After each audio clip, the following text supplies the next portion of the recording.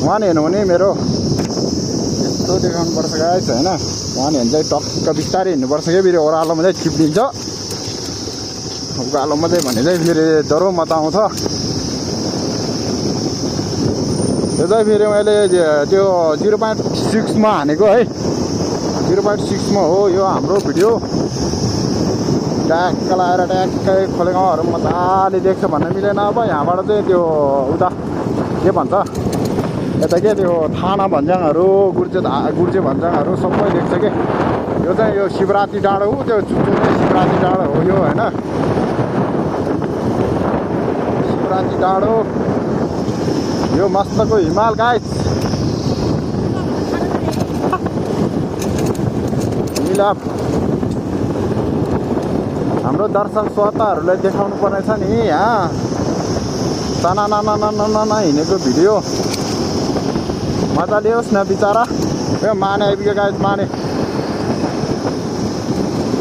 यस्तो चाहिँ माने हाम्रो होइन। आएर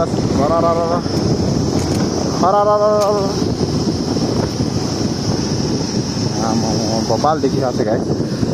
माने चाहिँ म खिच्छु तपाईँहरूलाई, माने देखाउँछु गाइस। यो स्कुटीले पो मलाई ल्याङ्गरलाई जस्तो लाग्यो त गाइस। यो स्कुटीले 4 पाउ खुट्टे टेक्यो त गाइस। के गर्ने होला अब,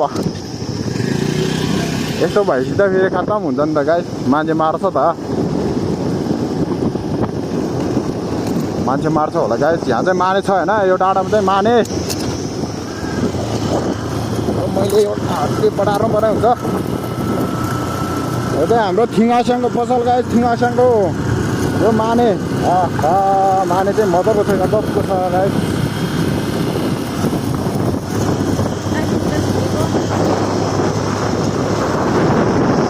अब चाहिँ यतिमै इन गरौँ होला हामीले होइन। हामीले देखाउने जति तपाईँहरूले देखाइहाल्यो। मेरो यो वान ह्यान्ड बाइक चलाएर तपाईँलाई देखाउन एकदम कोसिस गरेको छु। हेरिदिनु होला भन्न चाहन्छु। त्यही हो, धन्यवाद।